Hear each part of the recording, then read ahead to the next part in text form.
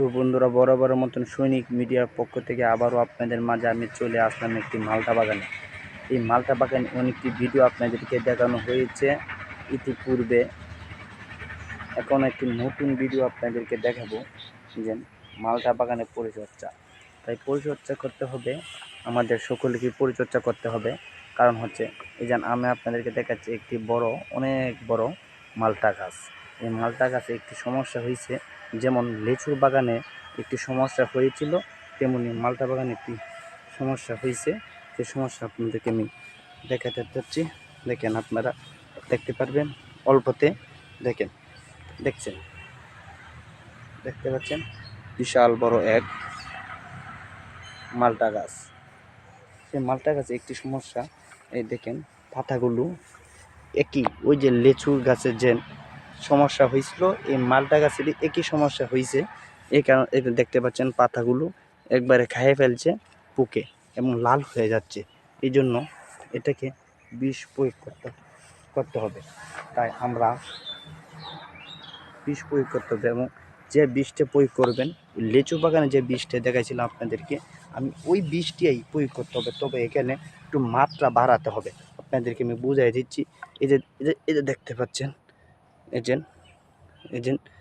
এই যে বিষটা আমি আপনাদেরকে দেখাচ্ছি, যে বিষটা বাটিমিক সিনডেন্টা কোম্পানি, ভালো করে দেখে নেন। এই যে দেখা যাচ্ছে সিনডেন্টা কোম্পানি, দেখে নিন।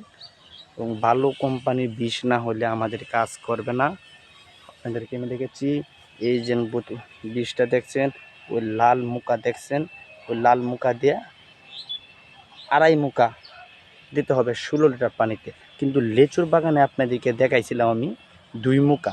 কিন্তু এক্ষেত্রে একটু মাত্রা বাড়ায় দিতে হবে। কারণ হচ্ছে, কেননা লিচুর গাছ থেকে মালটা গাছটি অনেক বড় হয়ে গেছে এবং মালটা গাছে একটু বেশি দিতে হবে। তাই সুন্দরভাবে এই গাছে বিষ প্রয়োগ করতে হবে। আপনাদেরকে আমি দেখাচ্ছি কীভাবে বিষ প্রয়োগ করতে হবে সম্পূর্ণ গাছে। দেখতে পাচ্ছেন এইভাবে সম্পূর্ণ গাছটি ভিজিয়ে দিতে হবে ভালোভাবে। যদি ভালোভাবে ভিজিয়ে না দেওয়া হয়, তাহলে পোকামাকড় দমন করা হবে না। তাই পোকামাকড় দমন না করলে আপনার গাছটিও ভালো হবে না। তাই আমাদের মনে রাখতে হবে, পোকামাকড় হচ্ছে আমাদের শত্রু। ওই পোকামাকড়ের কাছ থেকে আমাদের বিরত থাকতে হবে। তাই পরবর্তী ভিডিও নিয়ে আবার আপনাদের মাঝে চলে আসবো। এখনও যারা আমার চ্যানেলটিকে সাবস্ক্রাইব করে নিন, যেন পরবর্তী ভিডিও আপলোড করার সঙ্গে সঙ্গে আপনাদের মাঝে চলে যায়। ভালো থাকেন, সুস্থ থাকেন, আল্লাহ হাফেজ।